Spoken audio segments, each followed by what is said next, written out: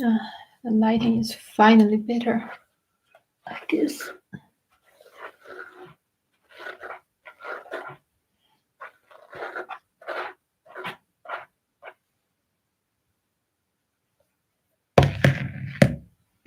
Okay, wait a little bit.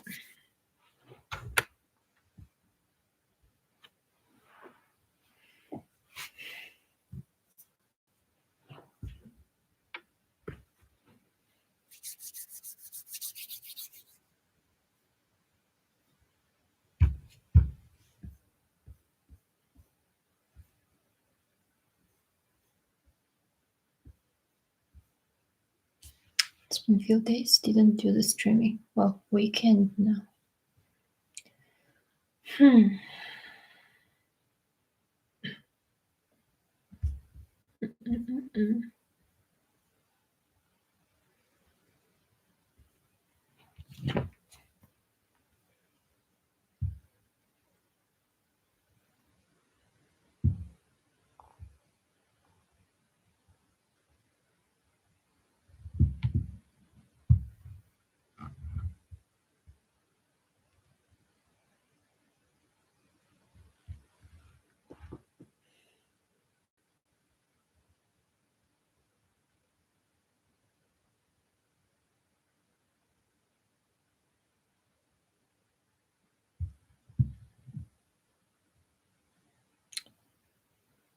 Hello, hello.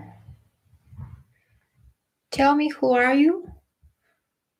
Still waiting for more people to join?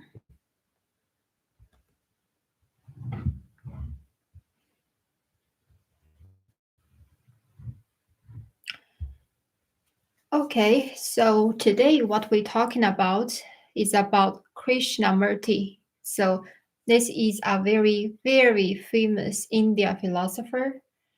And yes, so this is a topic which is suggested by one of the friend. Last time after streaming, last time after streaming, he commenting on the streaming and he said that, how about you make this topic about Krishnamurti, because there's one of the sentence he said the observer is the observed. So I say, yeah, of course, no problem. So let's do this topic then. So that's how it is. That's why today we're gonna talk about this topic. So as I suggested, and if there is any topics you love to discuss, always let me know, and I will definitely consider. And if there is time and availability, I'm just gonna stream based on the topic you suggested, because relational non-duality is very practical. Anything can discuss. Anything should be inspired in every aspect in life. So yeah, that's it.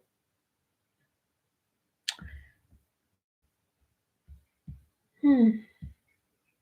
I'm not sure. Maybe it's the time, because 2 p.m. Maybe everyone is quite busy at this time. But yeah, because I don't really have the time to do it too late. Uh, Later on, I will be busy, so I might only be able to do the streaming 2 p.m., even though most of the people will be busy.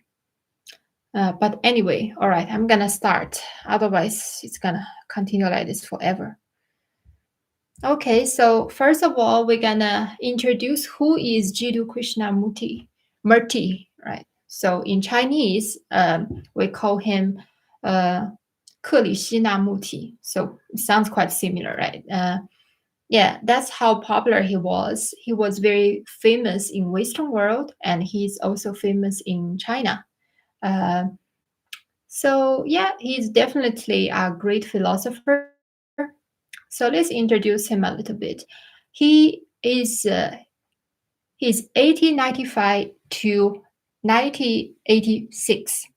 So he is. You would definitely, after you know his wisdom, you might really consider him as a inspiring spiritual teacher or something like that.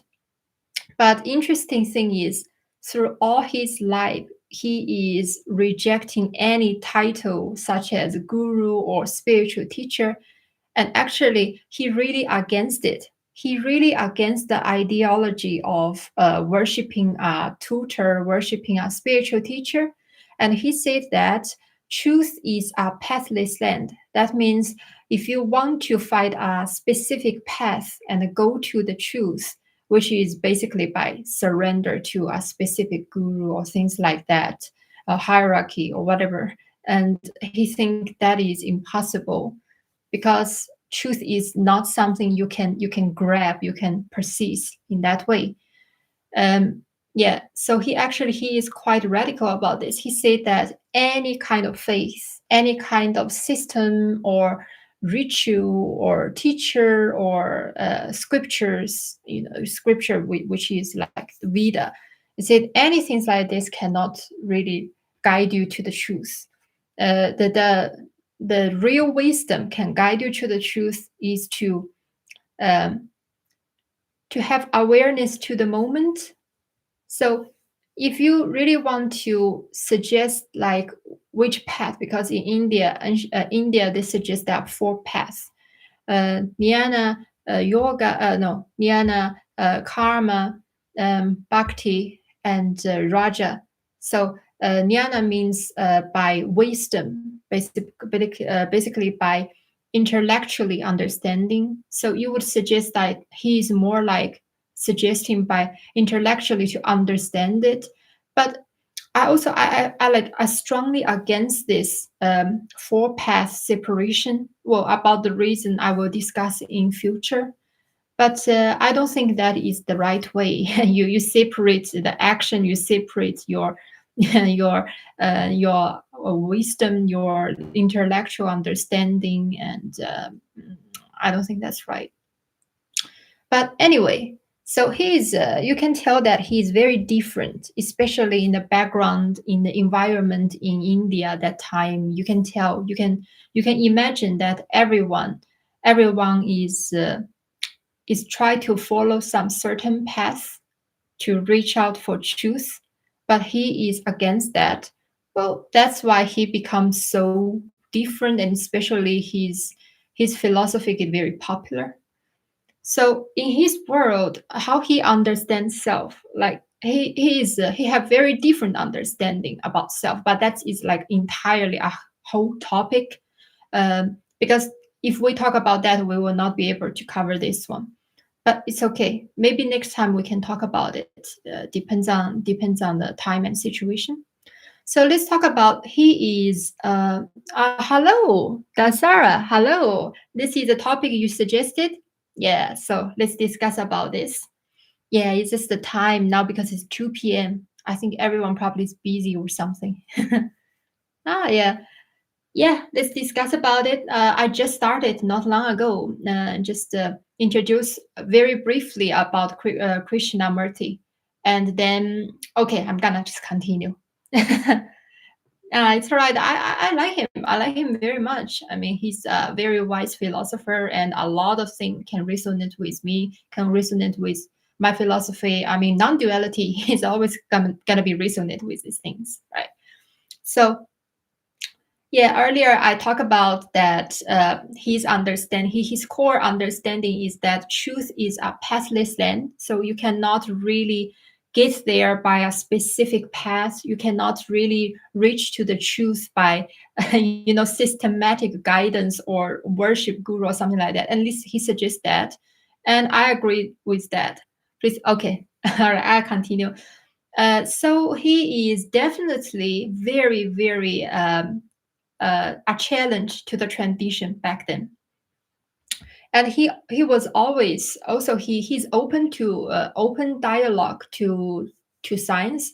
He was always continue to have dialogues with Western philosopher, Western scientists.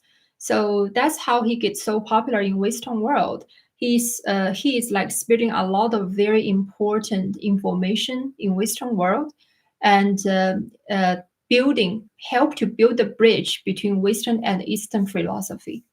So his whole life is a life that is rejecting authority and rejecting idolism, idol, worshiping, and also he refuse some systematic path which is towards truth. He thinks that is just uh, not something real. People made it up. So yeah, and he focusing a lot on the inner experience and the awareness. So this is Krishnamurti. So now let's talking about this concept of observer and observed, because most of people when they hear it, they don't know what they're talking about. Are you suggesting scientific research? Observer, observing, but it's not like that. So it's a philosophical concept which is very, very famous, and it was in probably entire Hindu, and in a lot of Buddhism they also discuss this. But of course, in Buddhism, they suggest there is no constant observer. They don't suggest that. But this observer concept is always being discussed. So let's talking about where this concept comes from. So if you back to the earliest time, like where this concept of observer, you might be able to trace the back to Kena Upanishad. In Kena Upanishad, it says that which cannot be seen by the eye, but by which the eye sees, that is the Brahman. So in here, in this sentence, it already you can see the most earliest concept about the observer, which is behind the observation. So this is suggesting there is some kind of source of consciousness, or you call it consciousness, but that is a source. So they already uh, suggest this kind of things there back then, back to Kina Upanishad. And then in other Upanishad also mention these concepts a lot, but it's more like a later Upanishad, not in early Upanishads. And also you can find it in other traditions. But I would say what it puts to extreme level, I would say, is in Sankhya yoga system. So Sankhya yoga system in ancient India, in Hinduism, ancient Hinduism, there are like 6 major schools, including Sankhya yoga and Mimamsa and that another two, what's the name? Vishishika, and also Vedanta.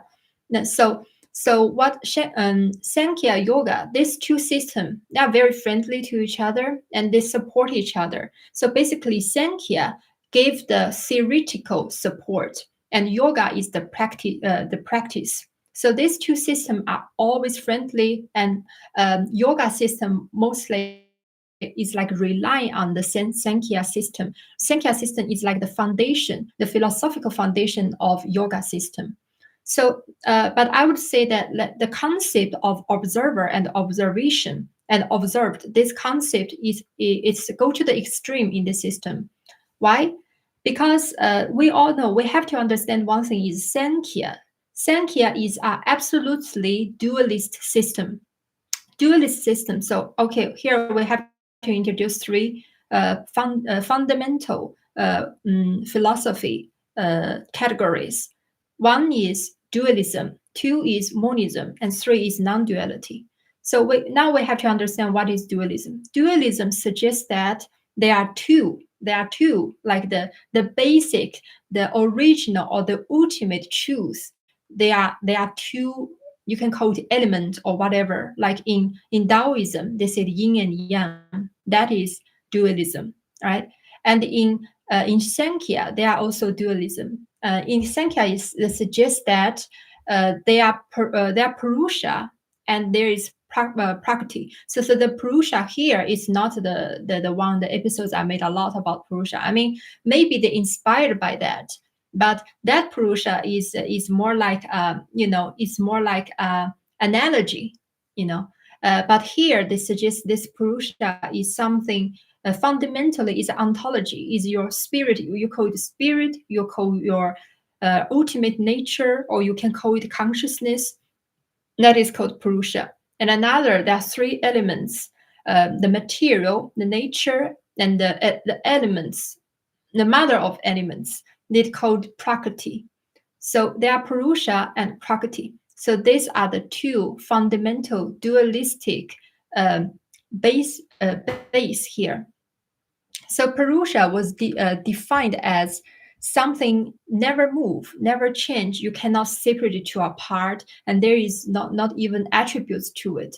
That's just the purely drasta. Well, I'm not sure if it's called drasta, but basically is the observer. So this is the concept of the observer, which is very, very clearly and enhanced and how to say emphasized to the maximum level in the concept of Purusha in Sankhya system. So this is Purusha here. So that means in the system of Sankhya yoga, uh, your real your real essence in this system is not feeling, it's not thinking, it's not action. It's just that quiet observer behind all of this. So this is in Sankhya. I'm just gonna say it again. It's in Sankhya. It's not what I stand. I don't think so. And this is also not everybody thinking this way. It's just in Sankhya they believe so because that's a dualistic system. So that's how it is. So this suggests that this observer they don't participate in this world. You just look, just look at there and just say everything, observe everything around you happening, and just see the prakriti manifest. So basically, this is why I say that in Sankhya yoga system that they put this observer theory to the maximum level to emphasize. Yeah, because it says in Yoga Sutra, it say that the observer is just purely seer, um, but he always been misunderstood that he as actually is participating, but he's not. So here, and also their definition about moksha. Moksha means liberation. Liberation means you can understand it as the ultimate goal of life, right? The ultimate goal is like to how to reach the salvation, how to have the liberation. So the understanding of liberation in Sankhya yoga system, they consider that you can finally be able to see the differences between the observer and the observed, which is so they believe that the only reason why you are still in reincarnation in reincarnation is not a great thing in their eyes. Reincarnation is a concept of is a result of your karma, right? So basically, it's not something great. If you're ready, you can clean your karma. This is what they said. Okay, not what I say. If they believe if you can clean your karma, then you can just get out from reincarnation. You will not reincarnate anymore, and that is what they're looking for.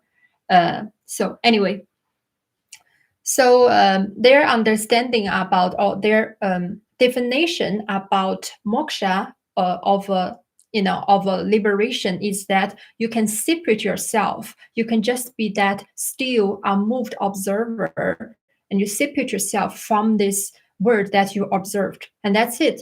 That's it. You will be liberated. And then we know this concept is also inherent in Vedanta, especially Advaita Vedanta. It says a lot about, you are the observer, you are not the observed. And, if you can separate this, you just by understanding this, that's liberation. You can just become even alive, not even after death, you even alive, you're already liberated. So anyway, this is about the concept of observer. Mhm. So now let's try to understand what does Krishnamurti when he mentioned that the observer is the observed. What does this sentence mean when he says so? So he actually, when he make announcement, he repeatedly say that the observer is the observed, which there is division, there is conflict. So he said very clearly, like when you can feel, when you observe your anger, your fear, your sadness, if you consider you as a separated, detached observer to view all of this emotion, you already put the separation. I think it's obvious, right? This is dualistic thinking. If you separate you and what you experienced um, as two things, right? Then you already create this conflict, which is already dualism. But that is not real non-duality, because non-duality is suggesting you cannot understand it in that way. Um, we'll continue a little bit later, but let's try to understand what Krishnamurti is trying to use this very simple sentence to explain here. So, and also he is very logical. He's using very logical way to explain this. He said this I is actually is a combination of our memory, of our experience, of our culture, and our value system to give us a psychological illusion. Is a calculation of what happened before that give us an impression of such I. So he suggests that if you consider this I is constantly, is always there, is not moving, and is some like ontological real stuff, then that is something is attachment. Yeah, but I would suggest that I will understand a little bit different to him, because I don't consider that we should remove this concept of I completely, but. Um, but Krishnamurti, he is probably a little bit more influenced by Buddhism culture about this part, because about this part we all know that Buddhism is suggests there is no I, there's no self, right? There's no self, and self is just a concept, is more like an illusion. That's what Buddhism suggested, and Hinduism through all the time is opposite, almost the opposite, to suggest that I is consistent, is something real behind. But it's just the way Hinduism understand I is more like in ontological and metaphysical way. So that's where the conflict is from. Like how to balance these two, quite opposite, but actually there must be a way to balance these two type of understanding, because you cannot really deny your experience, right? We all experience, we all feel this I exist, but at the same time, if you say it's ultimately real, is something unmoving, not even participate, then this concept of I is twisted. And also when you think it can completely separate from the world, that is very dualistic thinking, right? It's like me, and me, I'm the observer, and other things are observed. I mean, this is very dualistic way to think about everything, because life is about participation. When you participate in life, the real joy of non-duality is to enjoy this oneness, to enjoy the non-dual, the non-dual experiment.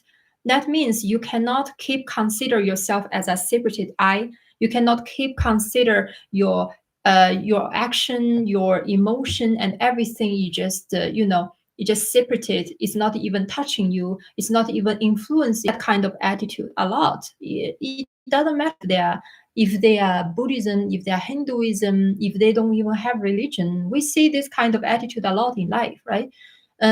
It's not something new. But we also know that what is going to be the effect by that, because if there's something, right, you consider your anger are all illusionary, right? That's okay. I mean, maybe they can bring you some good effect. Eventually your anger can come, just pass away very fast. But the problem is you would also consider your love is illusionary. Then you wouldn't be able to really love anybody anymore. And therefore, if you don't really truly love, then you wouldn't be able to receive true love. It's just something like that, right? You want to give up the good apple and also the bad apple altogether, then you're just gonna starve. So I would always suggest that we don't go extreme, because extreme is a path that you will find a dead end. You wouldn't find something great there. You will just find loneliness eventually. If you want to completely consider you are observer, not the observed, that would be very, very, very, very lonely road. Okay, Dasara said, please also comment about JK, his perception, any negatives, misconceptions of his wisdom. Well, And I remember that people they are questioning like, oh, you said you said don't follow any authority, but by saying so, you're really your authority. You don't want people to follow other people, but you're expecting us to following you. So this is one of the like challenge to him. Like a lot of people that suggest because it's inevitable because his wisdom and enlightenment, a lot of people they start to say that, oh my God, you say don't follow anybody, but now you say, look at you, you become so popular, and a lot of people they would consider you as guru, they would consider you as spiritual teacher. And he said, look, don't do that. Even me, don't follow me. You should just, you should have your own judgment. You can never abandon your rationality. You cannot just blindly follow. I mean, this part, I think most of people will agree with it. Even me, even you, even a lot of people. I mean, if a person he said a lot of things you agree with, you resonate with, it's not because he's authority or she's authority. It's just because you resonate with his perspective, and you resonate with his understanding. That's all. It's not because from the beginning you said, oh my God, I need to surrender to this person because he's so wise or she's so wise, then he must be always right. I mean, if a person do that, then that's like that is like idol worshiping and things like that. Krishnamurti said very clearly, you shouldn't do that. If you do that, then you are blind, because you are trying to find a very, a path, a pattern. You can just go to the truth. If you think in that way, then you want to give up your own understanding or your brain, and that is not something very wise. That's really good point. Yeah, I mean that's one of the thing.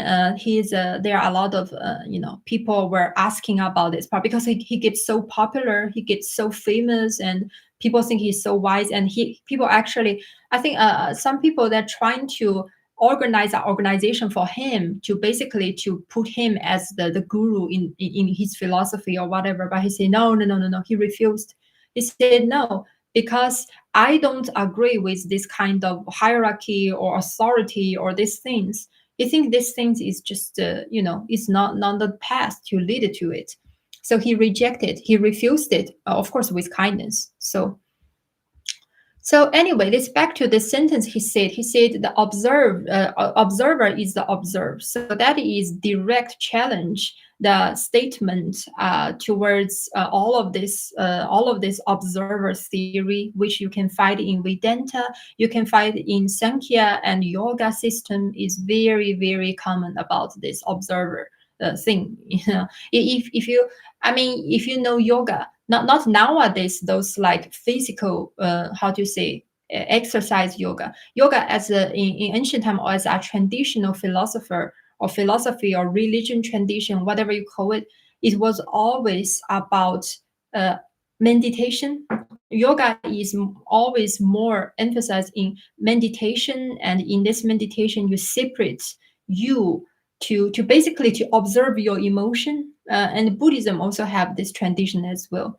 So let's imagine how it is. It's like you feel very very angry today, and then you do this meditation, and then you imagine, not imagine. Okay, let's say you will understand all of this sadness or anger or whatever worries. They are just like waves and waving in front of you, and you separate yourself to these things, and that's how you don't feel angry anymore. So this is their theory about observer. That's why they use this theory. They use this technology, this path, because if you they believe if you can separate you from it and you detach from it, then no more sorrow. And I said I agree that no more sorrow, but also no more joy. So, and that I already repeatedly explained why. Okay, so basically if you watch other episode I made and all the statement I said when I stream, you will know that uh, based on relational non-duality, I never agree about the system of observer. The concept of observer I think is first of all, ultimately it can not really lead a person to a happy life. I don't think so. is more like a lonely life. So I don't agree with this observer thing. At the same time, also I believe that if you always separate things as observer and observed, then that's very dualistic way of thinking. uh, because if you really participate in life, then your life should be non-duality. Non-duality means you love sincerely, right? You love sincerely, and then in this love you feel oneness. So where is the love and beloved? No, it's just you feel this oneness in the resonance of love. So that is how it's supposed to be. How it's supposed to be. Of course, there are also other emotions like anger and sadness. Yes, but we're gonna do something else. We're not gonna just deny it or reject it. It's not like that. All of these things essentially is energy, right? Energy flowing. They are all our emotion are just the energy flowing. You want to say some energy is good, some energy is bad. It's because some energy make you feel joyful, you feel pleasant, you feel happy, and some energy make you suffering, like, right? Like anger and sadness and sorrow and depression and anxiety. Why you think that's bad? Because that make you suffer. So that's why in situation like that, there are energy blockage. You have to fix, you have to balance, you have to join and participate to fix and balance this kind of energy blockage. You cannot just say, oh, just come and go, you just say it like river in front of you. I mean, that's not the real way to deal with things. The real way is you have to respond. You cannot be responseless. That's why we have a word called responsible. You see, responsible, that means you have to respond, and that's why we call a person responsible. Uh, so anyway, but about this observer illusion, we talked a lot. We talked a lot about this. Okay, Dasara said, please also share your insight about this person, what you feel that can you accept or reject about his philosophy.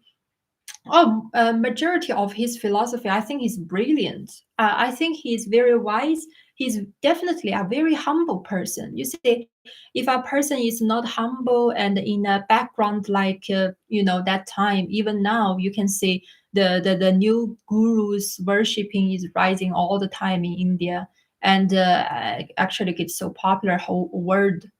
you know, in situation like that, if a person is not really humble, he could easily just put himself, give himself a throne of, uh, I don't know, king of enlightenment or something like that.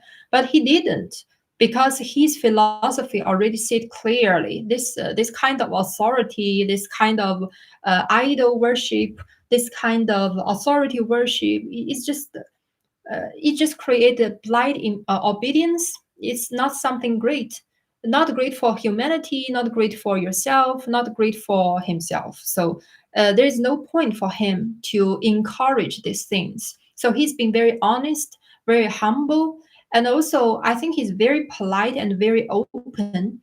That's why he's always having dialogue with Western philosophers, even with a lot of, like, I remember once or twice he was no, probably more than a lot of time he might just having dialogue with the guru, with some Hindu gurus, the top people, the people that are considered enlightened, and other people worshiping them. He have a conversation with them and challenge them a lot. You have to admit, because he is a very enlightened and intelligent person. He can really easily encounter a lot of people who suggesting blind obedience, or worshiping or surrender is the path. He can easily encounter them. So yeah, he was doing great in so many ways, and he earned respect, not by suggesting this kind of worshiping authority or something, but by people recognize his wisdom. And this is how the real respect is earned. You cannot say that you just spend all your life to tell people that, oh, you have to surrender to me, because this is the only path. I'm enlightened, you are not, and the only path is if you surrender yourself to me. That's it. You will get some kind of like spiritual stuff. I don't know how to say. But anyway, I never understand it. It's like, but a lot of people they go for it.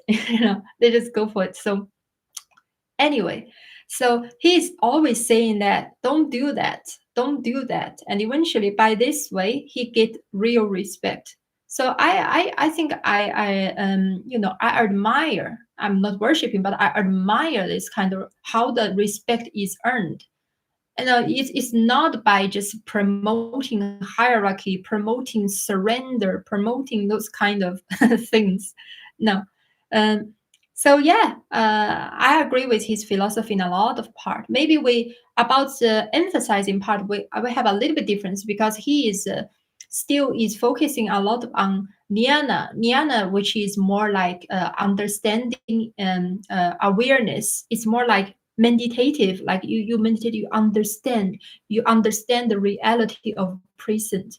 Yeah, that's great. But I would say that in relational non-duality, in my philosophy here is more emphasis on direct participation, like it's more emphasis on adjustment of the relationship, like relationship with self, with others, with the world, have to actively adjust this kind of relationship to respond to the world. So there are a little bit differences about where we emphasize, but the base we are aligned. That's for sure. Mhm.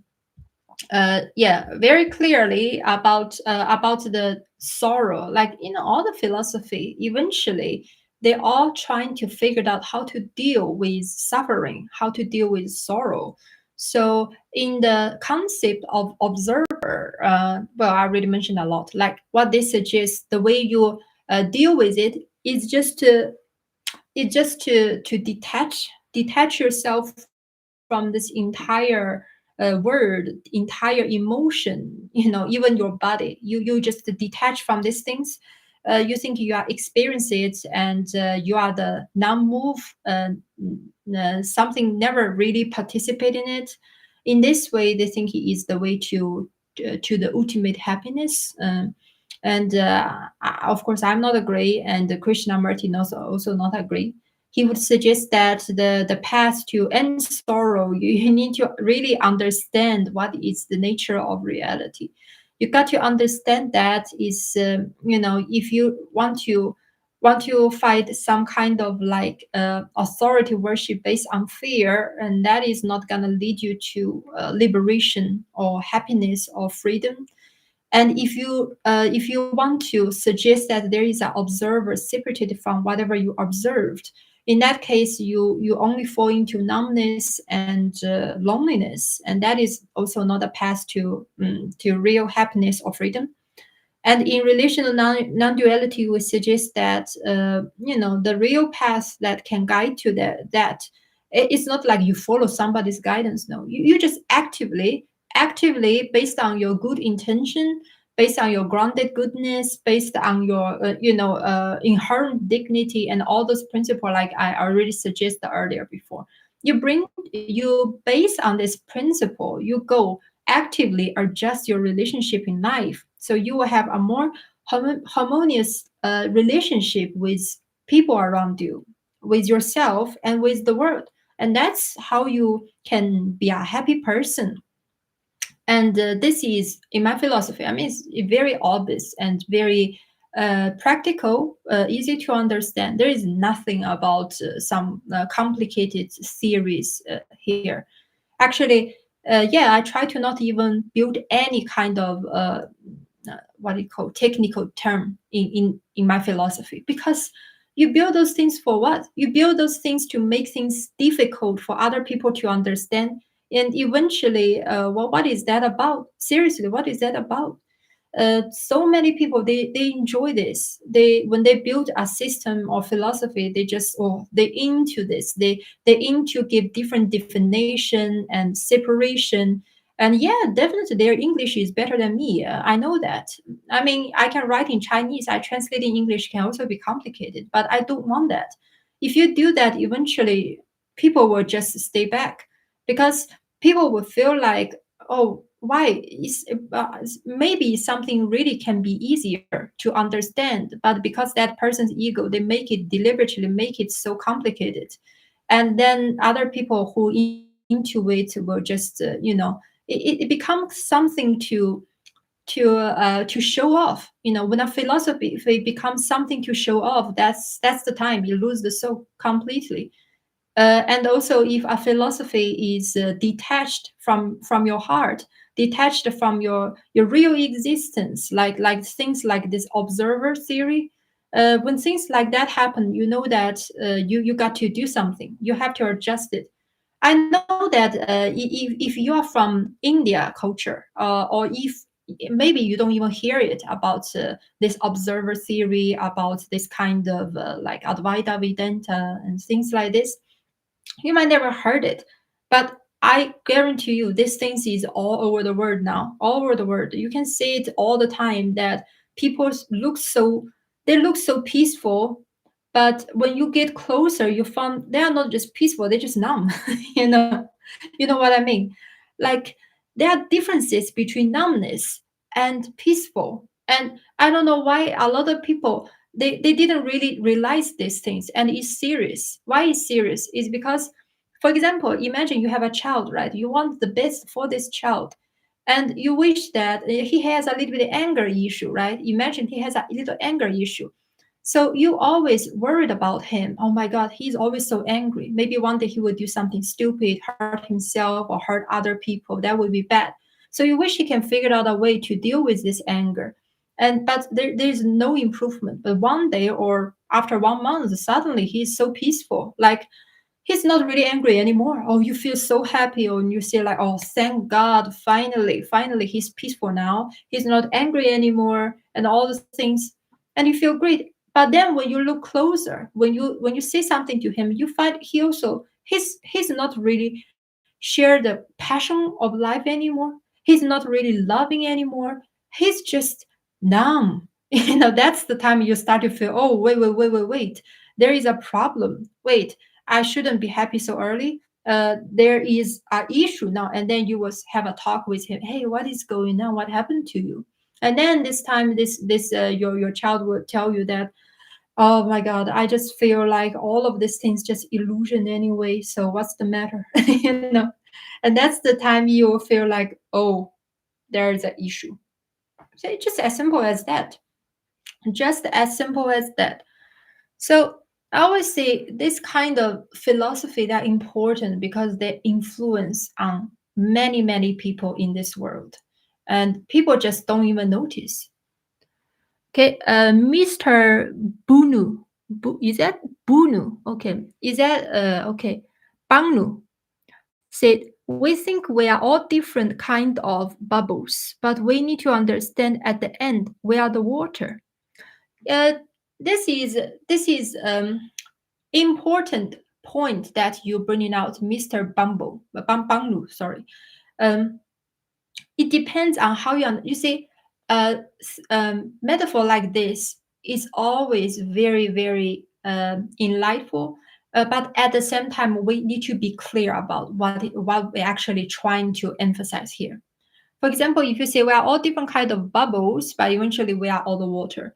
If you suggest that individuality is this bubble, like uh, all of this individuality doesn't even matter because we are all water, then that's the time that I would say I'm not agree with you, because individuality matters, and in the real essence, the real spirit of non-duality is about one and many were never separated, and there is the dignity of many, the dignity of of of of, uh, of diversity. You cannot take it off. If you take off the take off the dignity of diversity, and then that is basically you put a god, you put something you call Brahman, you whatever you name it, and you say that's the only truth. Other diversity, all illusion. In that case, what's the consequences? What's the consequences is, people will consider all of this thing just dream, just illusion. They will feel indifferent and numbless, as I suggested earlier a lot. But if you suggest conflicts, if you suggest in this metaphor, the bubble you mentioned here, if you suggest it is like conflicts, right? like the conflicts are actually something we should try to break through, because what is true? What true is resonance, and conflicts is something illusionary. Because conflicts is people bring it, and this is something we have to understand. People bring conflicts to each other all the time, right? But in reality, we are just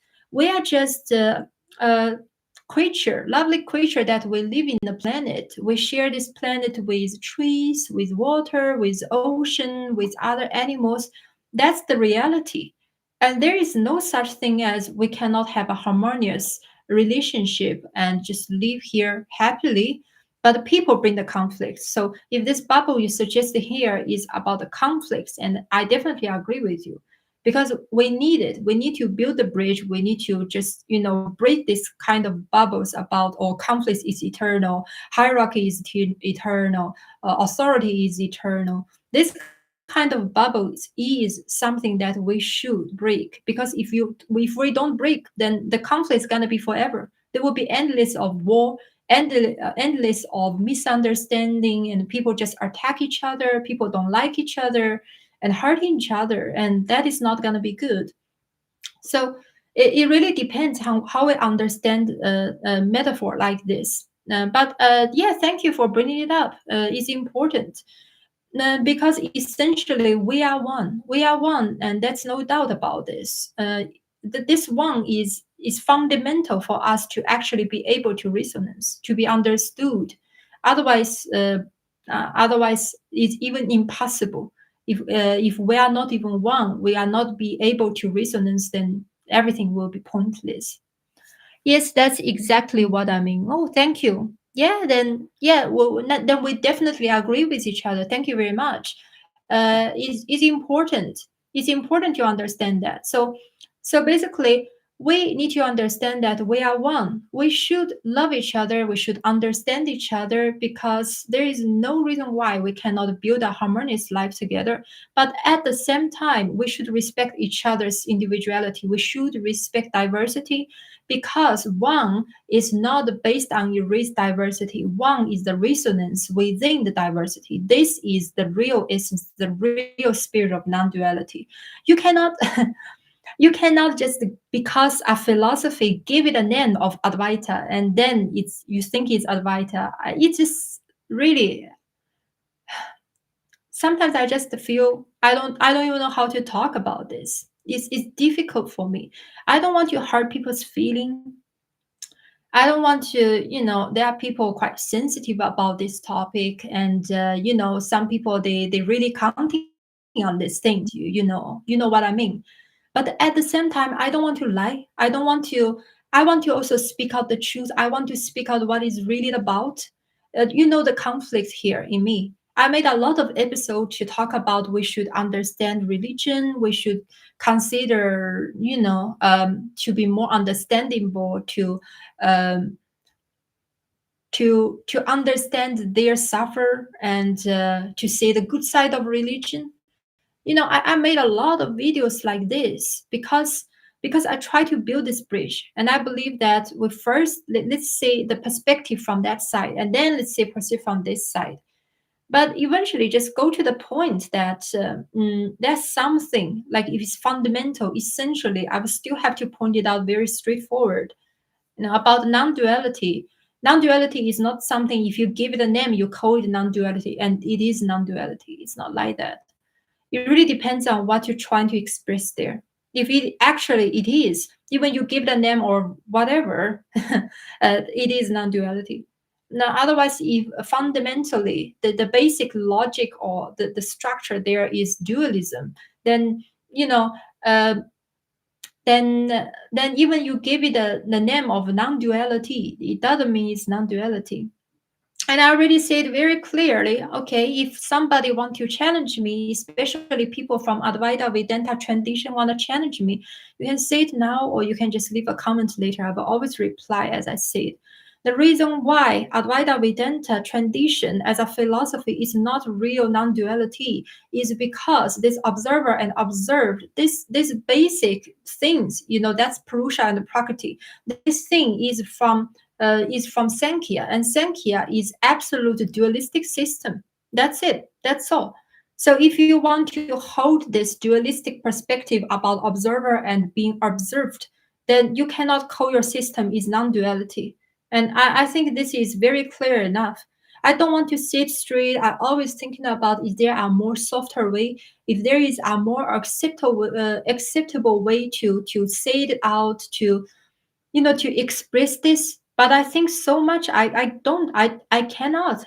This probably is already a very gentle way based on the fact. I mean, based on the fact. So I would say Advaita Vedanta is a very radical philosophy, which is a very radical monistic, also, monistic and dualistic. They're very sensitive relationship that I already explained a lot, right? I can explain it again later. It's okay. But I just want to say that Advaita Vedanta is not real non-duality. If anybody want to challenge me or want to say, let's talk about it. Um, okay, let me say it again. What's the differences? Or no, what's the interaction between dualism and monism? Why I say monism most of the time just dualism. Why? Why? Because people understand it, they're different, right?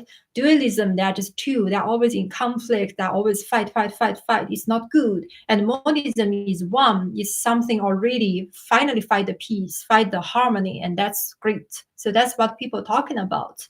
But in reality, very clearly, right? We know that the life is so diverse. We have different form of life. We have different thoughts of different type of emotions. Everything is diverse. Everything is full of diversity in life. Everyone have different personality, and we all have our own different individuality. So in that sense, how can you just say about one, everything is one at the same time? So what about this diversity? Are you suggesting all this diversity is just illusion? So this is about monism nowadays. The monism nowadays, they said everything is one. So what about the diversity? That's just illusion. So that is why eventually it create a very conflict, very dualistic system about one and many. So they said many is illusion, one is the truth. So in this system, it creates this dualistic understanding. So that's why it doesn't work. And eventually you will have to just try to detach yourself. You try to think yourself as an observer, and then you feel numb and you feel lonely, and then you finally you figured out and you come back, you start your searching for resonance. That's just how it is, because I was there, and a lot of people still there, and a lot of people will be also mm, uh, experience the same thing, basically, yeah. um all right, Mr. Banu. If I still learning about this very deeply about dualism and non-duality. Yes, it's very, uh, how to say, most of people don't notice differences here, and that's why they think that if a system sounds like monistic, that must be non-duality, and that is something that they can find peace, finally no more duality, no more conflicts. That's what people think.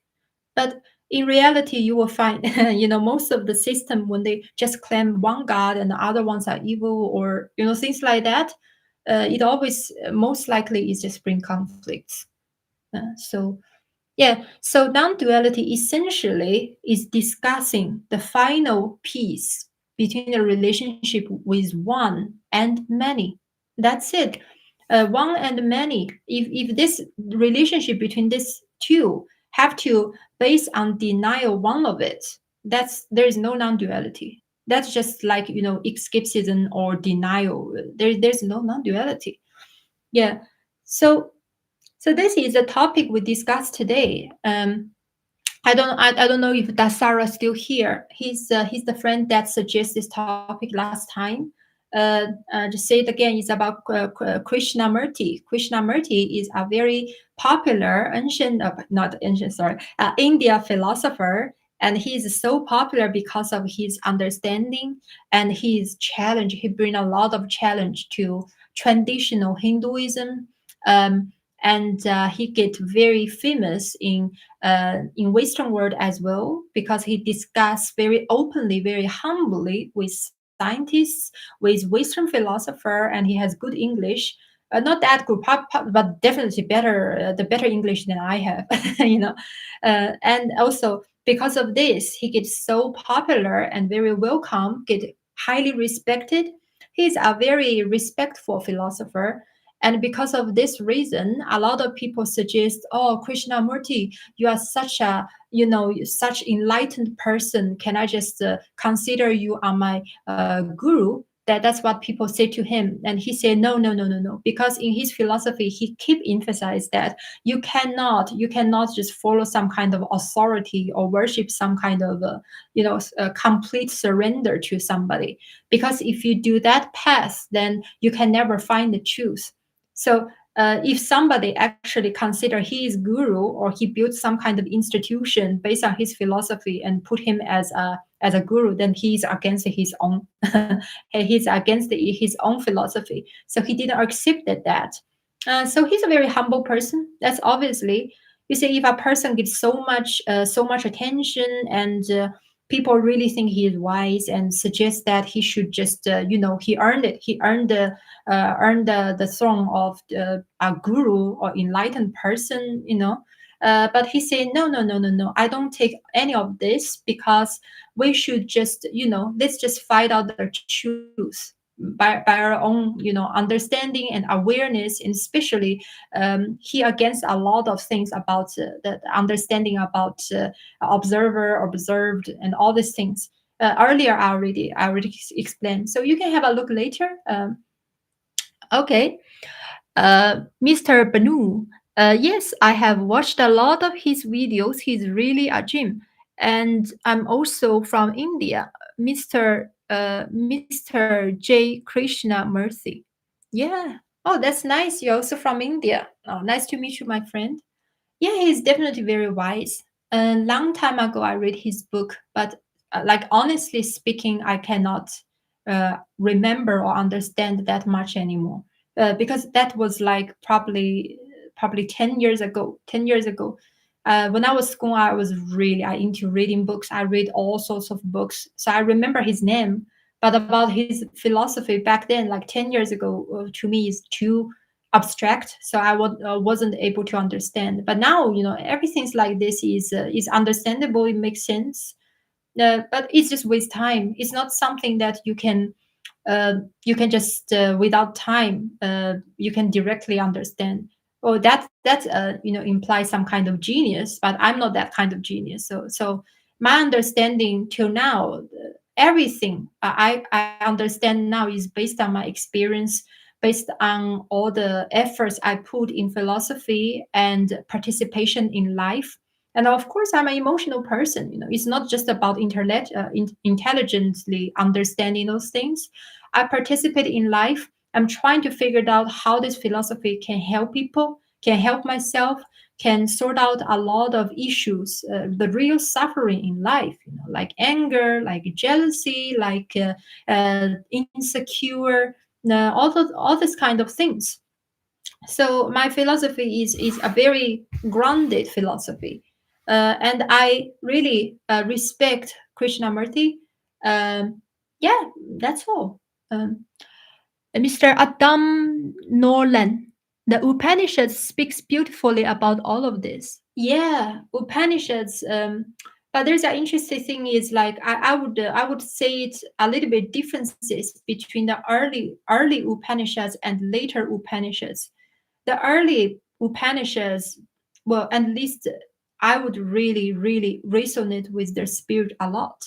The later Upanishads, it's a little bit, in my eyes, is a little bit different because, in later Upanishads, it's also very, you can see a lot of the start of the dualistic, like, observer, observed, kind of like detached from all this kind of worldly experience. And basically the concept of Maya is you can find the inspiration in later Upanishads a lot, but in earlier you wouldn't find anything to suggest there is such thing as Maya.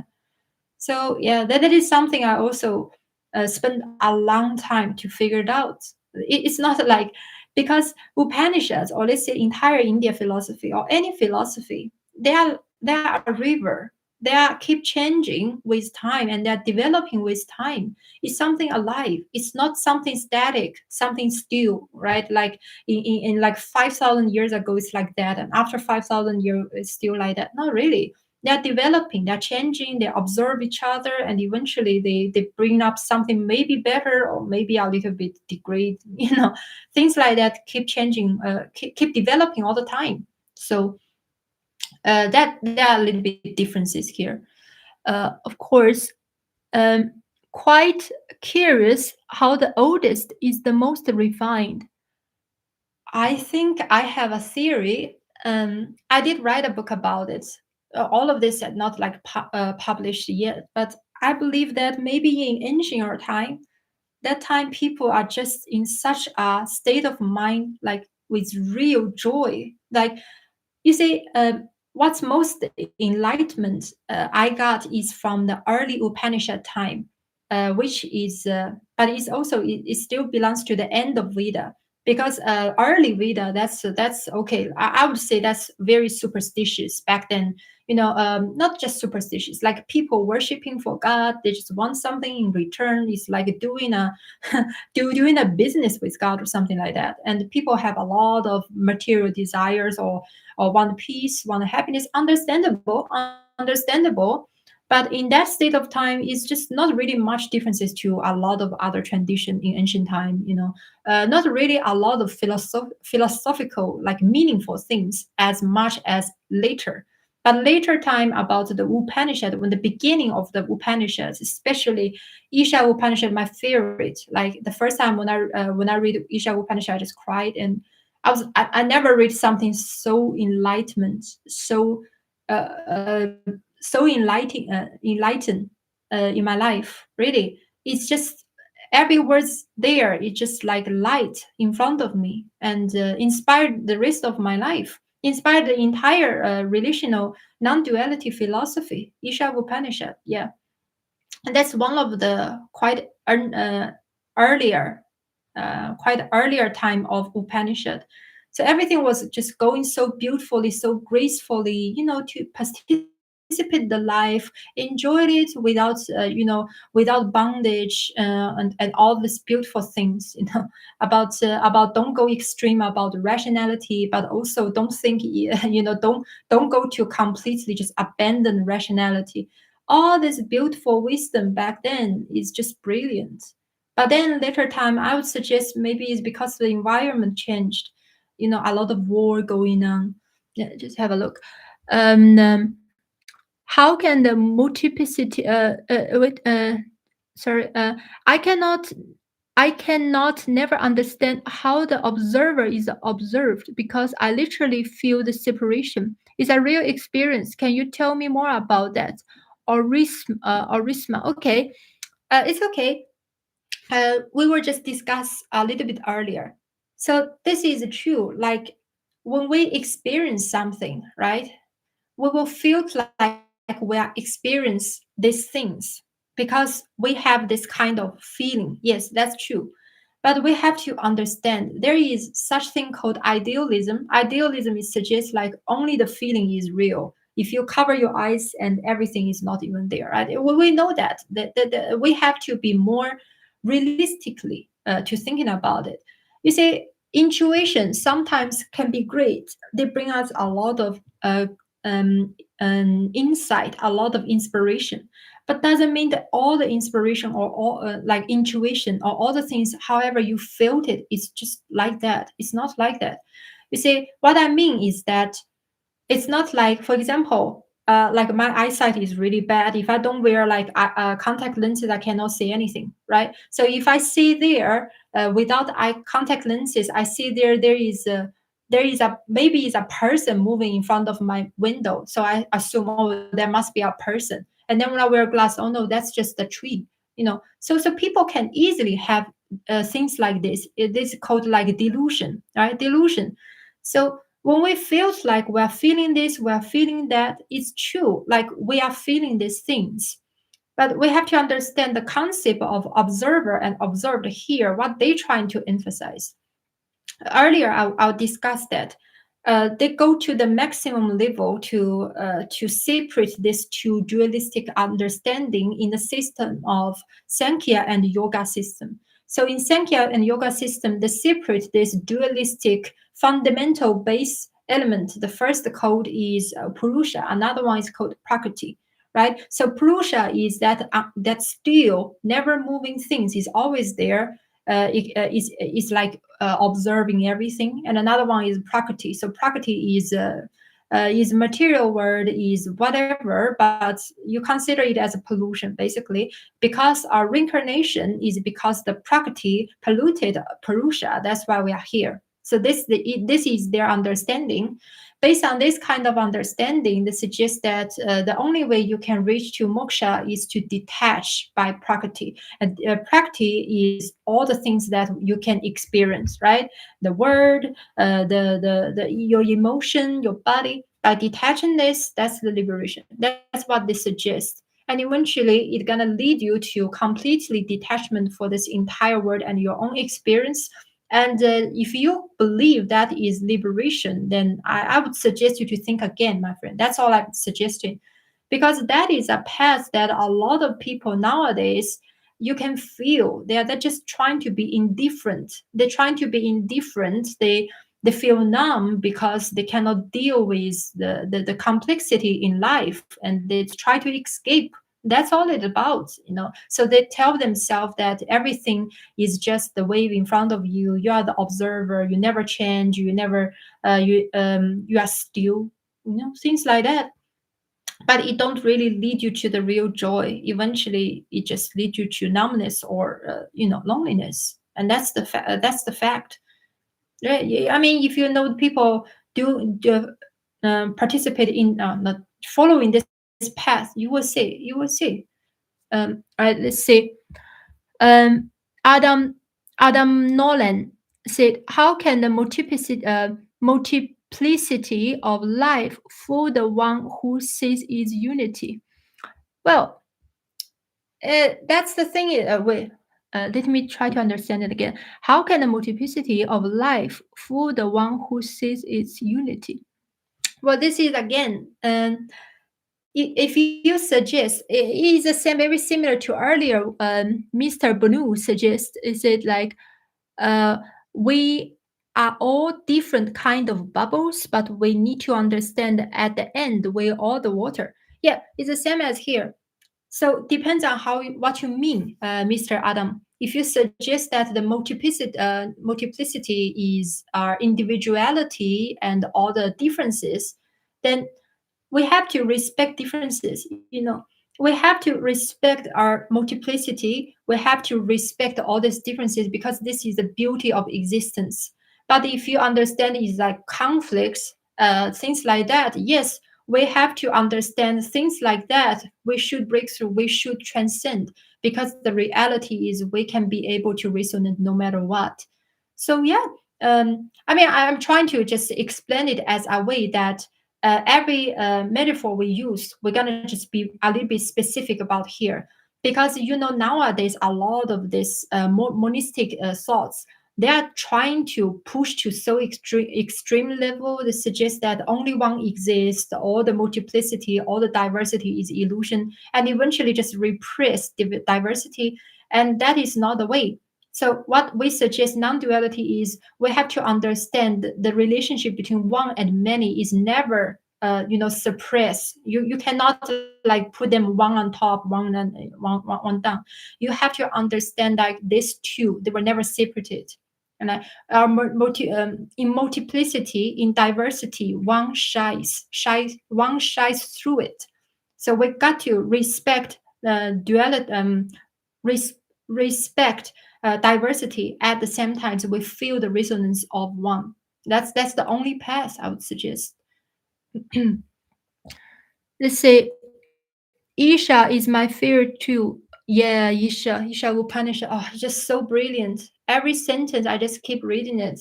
And the first time I read it, I just literally the feeling of enlightened, literally. So I don't know. I don't know whoever write it. I really don't know. But I think that person, you just must be very, very happy and enlightened being. I would say that really. Um, I would like to suggest to you Ashtavaka Gita. Maybe in the future. Maybe in the future. Just now, I'm just doing all of these things one by one first, because it's gonna take a lot of time to explain all this relational non-duality. Yeah, yeah, but definitely at the same time reading a lot. But thanks for suggestion, Mr. Banu. Glad to know that you have immense knowledge that Vedas and India philosophy. Yeah, well, thank you very much. Yeah, I'm trying my best. I just don't want to, how to say, I don't want to abandon my rationality. At the same time, I don't want to just only focus on rationality, because things like this you cannot. It is very is essential. If you suggest that you want to find out the truth, or then you just abandon your rationality, you just go, worship authority or something like that. And I agree with Krishnamurti. I don't think that's the path. I don't think that can lead you anywhere. But at the same time, if you just only focus on rationality, only focus on analyzing, or even just indifference, eventually even think things like about like observer things, then I also don't think that's the path. Mhm. It's from the Upanishad. It was quoting the Isha Upanishad. I was quoting the Isha Upanishad. Ah, yeah. Oh, yeah. Maybe. I don't know. So many Upanishad sentences there. Yeah, is it from Isha Upanishad? Oh, yeah, yeah, one of the sentences, isn't it?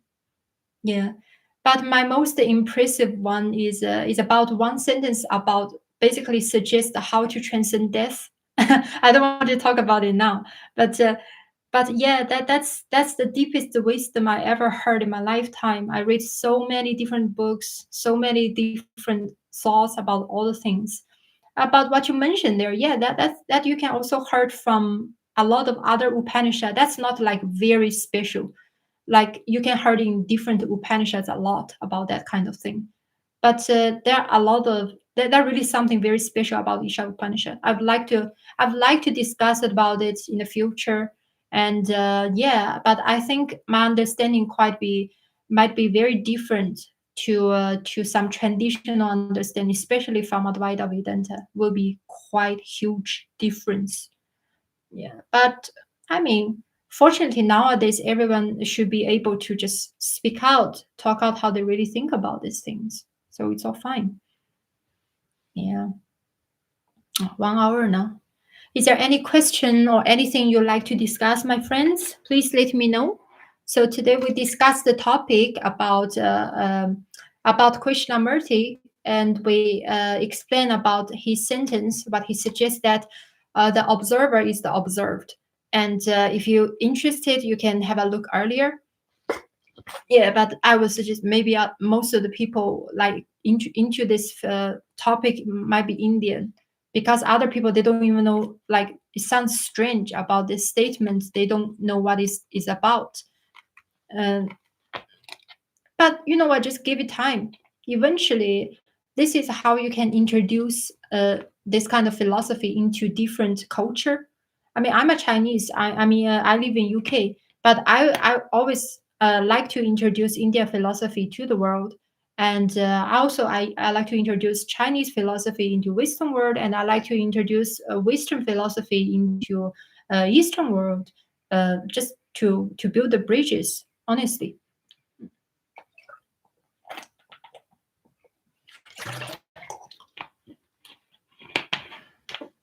Where are you from? Nice to talk to you and your knowledge about philosophy. Oh, thank you, Mr. Bunu. I'm from China. I'm from Chengdu. Chengdu is a very modernized city. I'm not sure if you've been there before. And nowadays, it's even more cityized. Yeah, you can have all sorts of, honestly speaking, like material enjoyment there. Modernized, futuristic city, and yeah, that's where I'm from. But then I come to UK because I just want some peace, I guess. And also I want an open environment to explore this entire thing. The differences is huge. I mean, the acceptance for different philosophy in different country, in different culture, has different level. That's we all know. In certain country and certain culture, if you introduce a new philosophy quite different to them, they might be really rejecting. And in some culture, they are more open to it. So, yeah, I think you know what I mean. Do you read about Lao Tzu? Yeah, of course. Lao Tzu, Dao De Jing, Taoism. Yeah, that's very famous from China. Taoism is also it is from dualistic. It is dualistic, but the interesting thing is Taoism is trying to suggest how to balance dualism, but it's just like most of the philosophy. If they are dualistic foundation, they're always trying to somehow balance that too. That's all. And to me, I think uh, in my eyes, there's no dualism. Not really. Um, I think the dualism is an illusion. It's an illusion. There is like, yes, there are diversity, there are multiplicity, but if you suggest there are two fundamental things that they always conflict or interact with each other, I don't think so. That's why my standpoint is non-duality. It's not duality, it's not monism, it's non-duality. Yeah. Is there any other question, my friends? Let me know. And yeah, please follow my channel if you're interested. Please press like if you like it. And uh, what else? Yeah, please just join my streaming. I'm planning to do the streaming every day if it's possible. Streaming every probably every two. I started from 2 p.m. UK time today. I'm planning to start every day at this time, and I would like to interact with you, have conversation with you. Do you have any other question? And you can just let me know who you are. Just say hi to me, and don't be shy. And I definitely about one part I'm 100% agree with Krishnamurti is like there is no need, no need to put a person, with a hierarchy or whatever. We're just friends. We're sharing thoughts. We're sharing different understanding, and sometimes our understanding just resonate with each other, which is great. If it's different, then let's just dig deeper. Eventually, we'll find that wow, actually, I learned something. That's just it. It's so great. There is no pressure, and uh, that is something I definitely respect. Krishnamurti, be humble, always be humble. Mm. Yeah, I do feel a little bit, to be honest, I always feel a little bit offended when they say that if you don't surrender yourself completely, like, for example, to a guru, and then that's it, you're not humble enough, you have ego, things like that. I do feel offended. And I heard that so many times. But the thing is, if people know me, they know I'm not. They know I'm not like a person with like big ego or no. But the problem is they think if you don't surrender, you must have big ego. And I took offense. I really do. Very interesting, and I'm actually very curious about all world philosophy. And you are always used to open my mind to learn about anything without judging anything. Oh, that's great. That's the attitude. That's the spirit, Mr. Bernou. Yeah. Where are you from? Book recommendations, please. Book recommendations, please. Isha Upanishad. Oh my god, that's my favorite. I would suggest that. Yeah, if you want me to recommend a book, just Isha Upanishad, just read it. Just read it. But don't go for Shankara. Don't go for the Shankara's what it commentary. No offense, if somebody is from Advaita Vedanta, but I'm just saying, don't. You can just read it yourself. Just read it with your heart, with a very peaceful and sincere mind. You will find magic. You will. uh, I'm from India, Jammu and Kashmir. Oh, Nice to know you. Nice to know you, my friend. Yeah. Yeah, please yeah, just join to all the communication in the future. I'm gonna do the stream in very stable time now, just about 2 p.m. UK time. Yeah. Uh yeah, we can discuss anytime. Also, suggest me any topic you like to discuss. I just write it down and I do the next time. I always do that. Visit Kifi Center, Chennai. Oh, I'm not sure. Where is that? Kifi Center, Chen, Chennai, Chennai. Oh, I'm not sure. Where is that? Where is that, my friend? Please give me suggestion for the next topic. I always ask people to give me the topic to talk about because I can. I'd like to talk about anything, but I want to know that what kind of topic you're interested, so I can just hold that topic. Krifi Krishnamurti Foundation. Oh, I see. Oh, yeah. In Chennai. Okay. Well, I see. It's Krishnamurti Foundation, and it's must about his knowledge and wisdom. No, that sounds great. Yeah. Eventually, people still respect him so much and hold a foundation for him. Even through all his life, he said, "Don't give me this. No authority." That's so sweet, really. That's very sweet thing. Yeah, if everyone can do that, probably there's no guru in the world anymore, to be honest.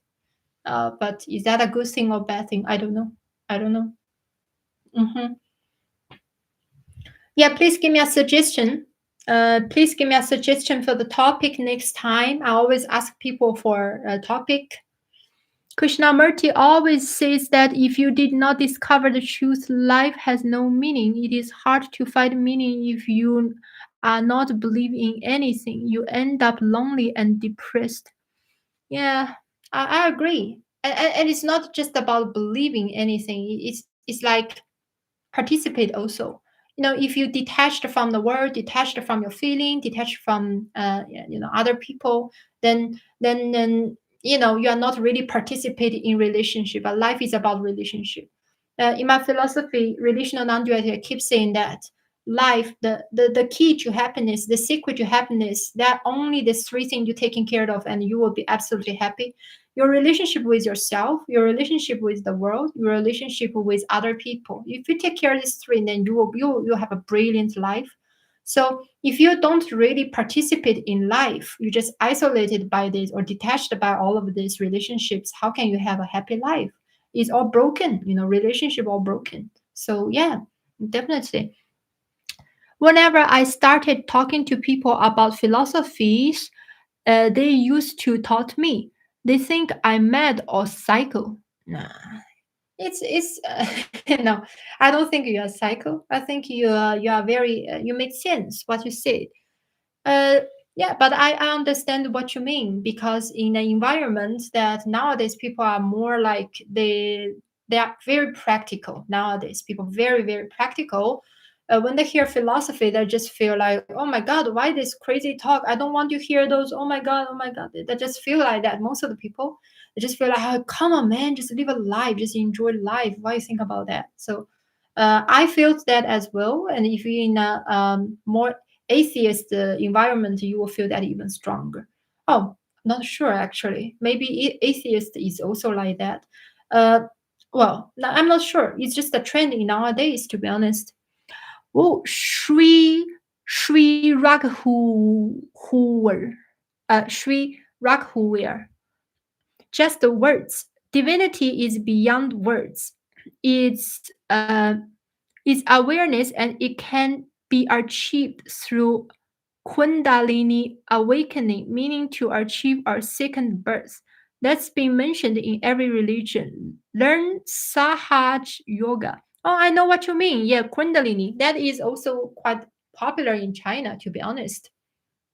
Yeah.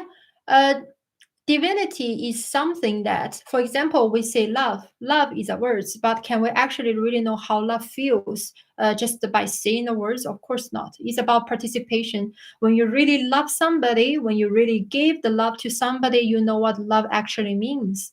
So it's not really ontological things, a shiny, bright stuff there by very abstract words to describe it. No, it's by participate in your real life. That's what it is. Divinity is just in their life. Yeah, really. I mean it. If you're always suggesting is something in another shore, please visit another stream I did. It's called Plato's cave stuff. Yeah, and another friend suggested that in that I explained very clearly about why metaphysical is not the path. It's not the path to real happiness or real enlightenment. That people that are like that, they always suggest, oh, I'm enlightened because I'm holding another shiny, bright thing somewhere else rather than life. And in real life, they detached.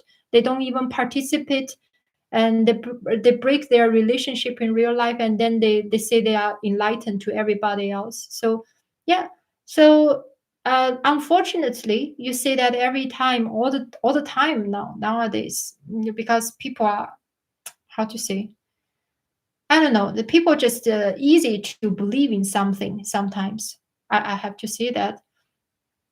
um Once 1960 boom, David Boom, 7 to 8 videos, listen or watch.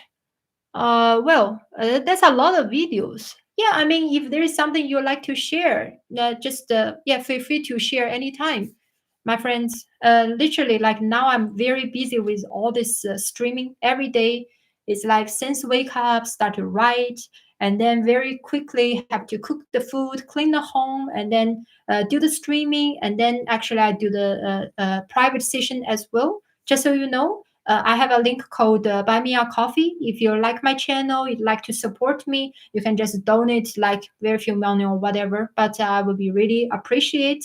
So because that's the only income I got is just by donation. It's called like Buy Me a Coffee link. And also I take private session. If there is anything you want to sort out about life, especially how to say, some troubles and obstacles, um, mentally, emotionally, or philosophically, or whatever, we can have one-to-one session. And tonight, actually today afternoon, 5 p.m., I'll have a one session. So yeah, just please contact me through my Facebook link. I have a Facebook link also on my page, and you can go there to private. Just message me, send me through Messenger, and we can arrange one-to-one session anytime. If you would like to support my channel, please donate through Buy Me a Coffee link. I'm gonna do this just stream every day. As long as I'm not sick, I'm just gonna do this stream every day about this time, about 2 to 3 p.m. UK time every day. Um, yeah, I enjoy this because we can have communication, we can have dialogue. That's important. And I really very grateful today. We have so many people who are talking all the time together, and that's how dialogue is built, right? Hmm. Uh, uh, uh, okay, so you all can experience the divinity on right path. The time has come to get your self realization. Yeah, so yeah, realization. We can talk about this realization all the way along, but we know that the real realization is not just by your mind, it's beyond words. It's something that you can only know it when you experience it, only when you participate in it. As we said, you can just describe these words as love, right? You know that there are people there, they are like that. They talk about love whole life long, like they are philosopher or whatever. They actually, people really believe they know love, they know everything about love. And then you really walk into their life, you find they don't even love anybody. They just love themselves. And that's the tragedy about the reality, is that you cannot just hear what people talking about. People can say that they have the realization, they can say that they know the meaning, but eventually do they really actually have, is by they actually can read in that love to you. If they cannot radiate that love to you and they tell you they know what is love about, then that you know what I mean. So strange but true, Krishnamurti gain energy by watching towards plant, forest, water. Because this is what life is about. Everything in this world is divine. This divinity is not somewhere else. It's not some ontological light just floating above the reality or something like that. In that streaming about Plato's cave, I see it very, very clearly. All this kind of ontological metaphysical pursuit eventually will have to broke. It just leads to people to endless loneliness. Just say that people like that, they are not happy, really, no matter what you say. I see in real life, right? They're like just lonely, lonely, lonely, lonely, lonely. They always try to build connection, but they are lonely. But at the same time, they're quite not happy. Oh, this one's ignorant, that one is ignorant. What is that can bring to them? Just think about it. Of course everyone has free will, they can choose, but I have my free will, so I have my free will to say what I've been through and how I think about these things. So yeah, and I don't think nobody need to criticize anybody, but we all have free will, so just say it out, I guess. Um, from that he's spoken all the things. Yeah, as I said, divinity is never separated. Uh, the one is never separated from many. If you think the one is something above many, then that's not non-duality. That's not. That is just dualistic thinking. That's just dualism. That is like Purusha and the Prakriti. That's dualistic, fundamentally dualistic philosophical system. That's it. That's what it's about. So, yeah, I'm not one of it because I don't see what's the point like that, to be honest. So, yes, is there any suggestion for the next topic? Please let me know. But please be assured that all these things I said here, eventually, because we all have the same goal, we want to be happy, we want to be free from suffering, but not just free from suffering, we also want to be sincerely, we can be able to enjoy life, right? Not just numbness. Or if numbness, a person who break his, how to say, uh, the vegetable people, they cannot feel pain, they also cannot feel joy. That's not what we pursue, right? What we want is a life that can sincerely, just authentically enjoy life without sorrow. If sorrow happened, we are able to adjust it, we are able to make the situation better. That's the type of life we want. At least I don't think people can refuse this kind of suggestion, right? Because we know that it's not going to be always beautiful, it's not going to be always great about life. There will be time that difficulties come, there will be hard time, and then so what, you're just, because of that you give up the whole life. That's not fair to yourself, trust me, my friend, it's not fair. How to empty our consciousness. Next topic, empty our consciousness. Wait, I don't understand what you mean. Empty, you mean peacefully. Like the interesting thing is, if you say empty our consciousness, if you say like completely in our mind, there's nothing thinking about it. That's just when you sleep. When you sleep without a dream, that is when you have empty consciousness. Like you don't feel anything, you don't think anything. Or when people die, we know that there's no way to think anything. That's emptiness. So I don't think people want that, right? You want a peaceful mind, peaceful bliss. That's what you want, a peaceful bliss, but still enriched mind, not a mind that just like cannot even feel or think or react or anything anymore. That's death. Nobody want that. I don't think so. Our thoughts is just information, and happiness and stress comes from this information. If we lost our memory, we will lose all the information, and indirectly, it will erase all bad and good things. That is exactly the emptiness. Emptiness.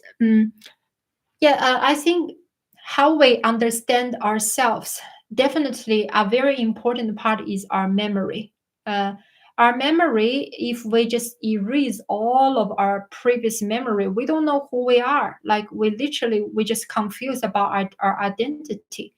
But I suggest that Dahaki and Dahak, I think what he's suggesting is to kind of like feel a peaceful state of mind, something like that. It's not really like a death peace. I don't think so. Mm, yeah, because I don't think anybody wants that. I mean, how could a person want that? How like you want a mind peaceful but beautifully. You still can enjoy the sun. You still can enjoy the rain, the wind. You enjoy yourself. This very peaceful feeling. That's what we want. But you don't want like a peace that is like deathly peace, like you cannot feel anything anymore, you cannot think anything anymore, you cannot respond anymore, like when you so tired and when you sleep without a dream. I don't think, well, I don't want that. At least I don't want that, because life is enjoyable. Life is enjoyable, and life is divinity. Life is not perfect, but life is the channel that you are able to participate. And I always feel grateful about this, always. um and this is what gave me all this positivity. I mean, if it's not because of this, I mean, everyone could just easily say, oh, the world is not real. That's an easy path, honestly. If any person, they could just um facing difficulties, or when relationship break and they just refuse to fix it, they will just say everything is illusion, everything is unreal. But what's the point? I mean, eventually, there's nothing wrong about a person want to build a beautiful relationship in life and enjoy the life. There is nothing to criticize about it. It's not a crime. It's not an original sin. It's just because we participate in life and we want to have a harmonious, beautiful relationship in this life. Nothing wrong about it. So, yeah, I wrote the principles that I put for myself for relational non-duality. The first principle is about this. It's called inherent dignity, which is talking about this. I never consider human being are born with sin, like such concept of original sin. About dukkha, like which is suffering in Buddhism. I know that suffering exists, and everyone knows that is true. But if you say that the essence of life is all about suffering, that's something I can never be agree, because life is not just about suffering. Life is also about joy. Life is also about love. Life is also about all this beautiful nature around you, even not always beautiful, but life is always full of hope. Never give up. If you give that up, then what else you cannot give up? Literally, just think about it. Yeah, just think about it, my friend.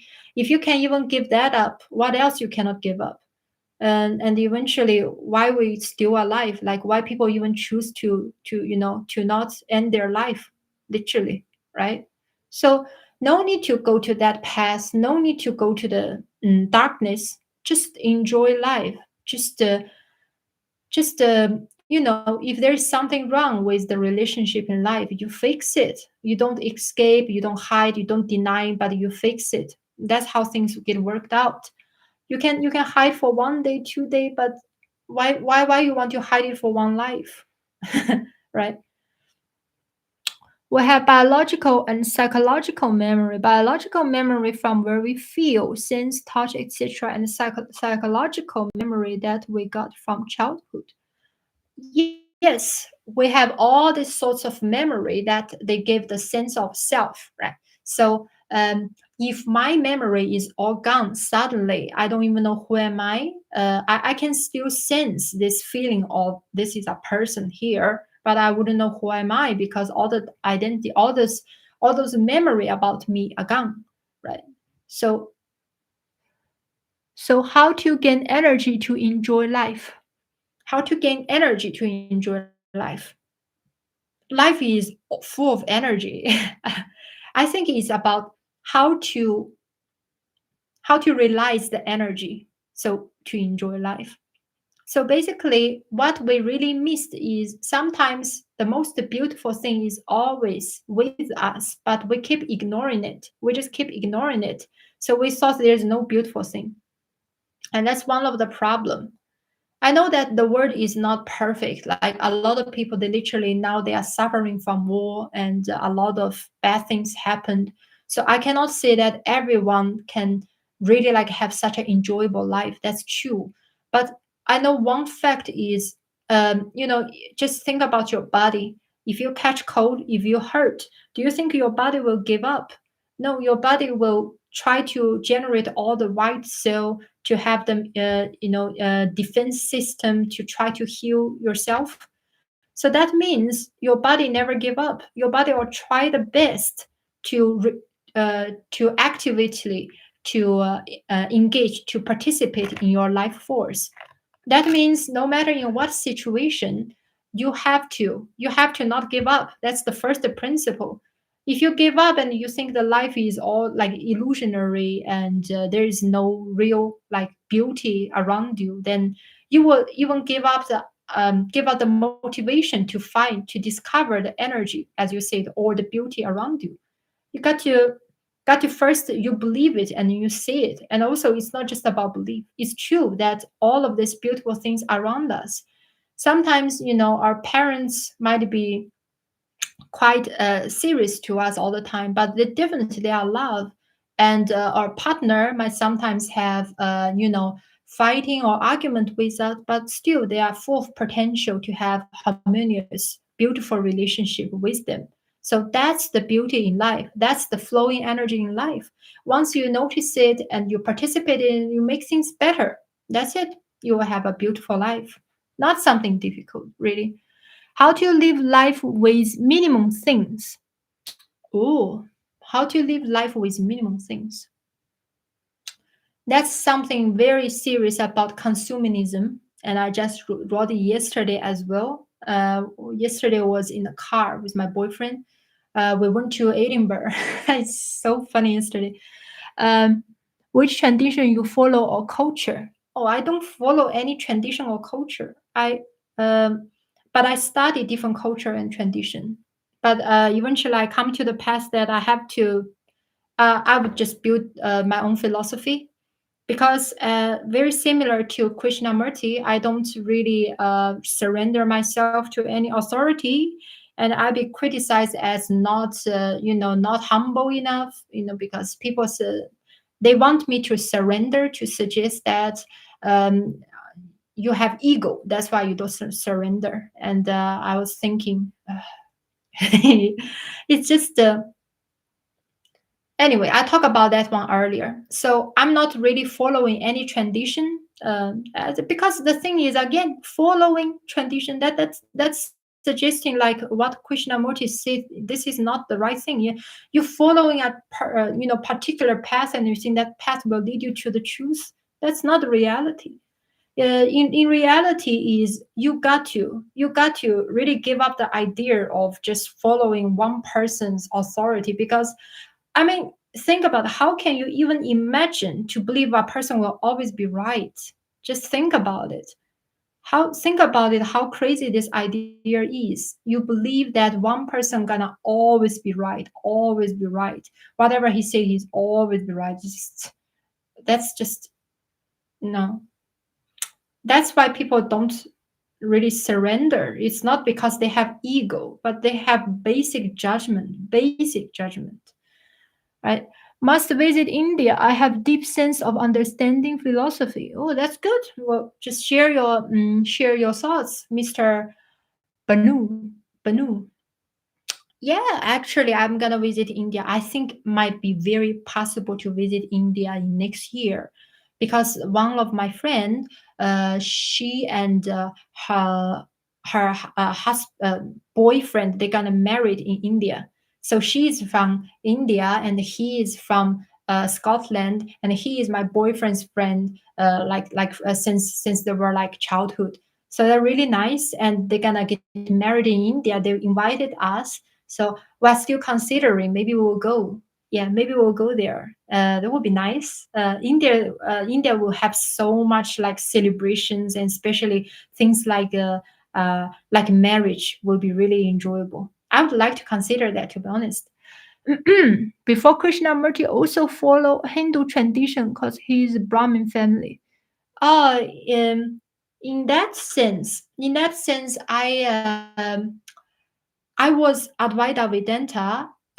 Before that, I was trying to explore about Hare Krishna, which is their philosophy is called Chitta Bita Vedanta, I think it's called. Yeah. So in philosophy, I always into and interested about Vedanta. And if you say, did I follow something? I followed Advaita Vedanta, but I'm already not anymore because yeah, because for so many reasons, I just decided that that's not for me. And that's why I started to build the philosophy here now. Even you have must visit India. I have differences. Oh, thank you, thank you. So yeah, I was yeah I think in one of the episode I talk about it a lot about um not rejection but continuation. Yeah, in one of the episode I made, that is about like I was into Advaita Vedanta a lot. The first time when I heard it, I was like really feel this is such a brilliant philosophy, and I was studying it. I was admiring this philosophical system, and then I woke out. That's what it is. So I don't think that uh, things changed. Really, things change. Um, but some people were suggesting, oh, if you change now, how can you know maybe in the future you will change again? I would say that it depends on your state of mind. If your state of mind in a philosophical system, you're not really satisfied about the answer, you always feel confused, you don't really feel like this philosophy gave you such a happy life, but more about confusion or detachment, or something that it's just not for you, then you have to walk away. But if you found a philosophy that can really grant you those kind of freedom that you feel, wow, this is for me. And when time like that happen, yeah, you don't need to run away anymore. You don't need to fight something else anymore. Just like get married with somebody because you know that this is the one for you, then you get married. So yeah, so I do. I'm very confident about this philosophical system I'm building now because this is the philosophy gave me ultimate positivity, happiness, fulfillment, and freedom, and enriched life, and a willingness to understand different people, to respect different people, to love, to like everything I ever wanted. So I don't have any reason to just walk away from this. That's why I'm confident, and I want to share this philosophy to other people because I think it can has such a practical use, can help people to sort out a lot of different type of things without detachment, without detachment. In India, we're always looking for a chance to celebrate. Oh, that I know. Yeah, that my friend, she said that as well. Like there are a lot of celebrations, festivals, and all the things. Yeah, that must be quite enjoyable, isn't it? Must be enjoyable. Yeah, that's nice. I'm in UK, and you can see in UK you can also. I'm in Scotland, so uh, in time like Christmas, you can see people are very like or happy celebration everywhere. Music, but in normal time, you don't feel that kind of like festival environment. Not that much, not really. Uh, yeah, as I said yesterday, me and my boyfriend we went to Edinburgh, and the people there that are like so busy, so anxious all the time. You can tell like just I just felt like I just want if the word can be more understanding and the people can be more happy, then why don't we just go for it? Why don't we just try to do something to just try to make this happen? Because what we want is a happier world. It's not just about ourselves, right? We also want our family be happy. We want other people be happy. So we will also enjoy the environment. Imagine if everyone is just so sad, so angry, and you are happy there. You will not be happy. No, impossible. I mean, if you can do that, then then you are like detached from life. So it's not something can be proud of, because uh, the best thing is to try our best to make ourselves happy and also try to help other people be happy. Mm. Uh, Vidant from Swami Vivekananda, or oh yeah, Shankaracharya, yeah, Adi yeah. I listen to them. Like, yeah, I read their books. I read their philosophy from different source. Like at the beginning, I was actually, I was reading a Chinese book, a Chinese philosophy book. It's about introduce the entire India philosophy. But that professor, his perspective is always from Advaita Vedanta from the very beginning. So he's trying to guide people to understanding Advaita Vedanta way. So that's why I I go to that path back then, because I think, oh, this philosophy, a philosopher, because what he said in a lot of things make a lot of sense. So I think, wow, he is very wise, and if he get the conclusion like this, must be the right path. So I follow authority back then. I follow authority, and I think that's the ultimate one is Advaita Vedanta. So I studied about it, I learned about it, and eventually make me not the person I want, not just about not the person I want. I feel I completely get even more far from truth, to be honest, and more far from life, more far from truth, more far from people, more far from the world. It guide me nowhere. And then I think that this is not the path for me. And also back then, I know a lot of people in this path, none of them are happy. Unfortunately, like the ones I know, none of them are happy. They're very I don't want to say too personal, but yeah. So for multiple reasons, I walk out from it. Yeah, that's what it is. So yeah, I did read their book. All India celebration of festival um based based on cosmic calendar. We didn't create any festival. It's worship to that energy. I know that's like a lot of celebration. That's for sure. I mean, as long as you enjoyed it, as long as people enjoyed it, and as long as it's not too like polluted to the environment, yeah, I mean, just go for it. I don't say why not, because at least is let you enjoy life and let you to participate in life, not ask you to detach from life. So at least in that aspect, I would appreciate it a lot. Yeah. It's to sleep. But I want to tell you, it's nice talking to you. You have sweet personality and a very knowledgeable person you are. See you soon tomorrow. Good night from India. I'll see you tomorrow. Thank you so much, Mr. Banu. Yeah, thank you so much. I would like to see you tomorrow. I'm still thinking about what's the topic for tomorrow. Earlier, suggestion about how to empty consciousness. Well, then we discussed a little bit, like empty consciousness, that's the complete. If it's complete empty, that's death, and it's not something we should looking forward. But how to have a peaceful mind, I mean, maybe that's something we can discuss. How to have a peaceful mind. Let me write it down. Maybe that's the topic we can discuss tomorrow. How to actually, you know what, I have an inspiration. I really want to talk about it. Is I want to talk about loyalty in relationship, because yeah, because I was just inspired by these things. Uh, I think non-duality philosophy, and this relational non-duality philosophy, can help a lot in loyalty in relationship. But should I also talk about peaceful mind? Let me think. Maybe peaceful mind, if people are more interested in that. All right, let me write it down. Tell me, friends, is there any question? Is there any question or anything you want to talk? Please say it.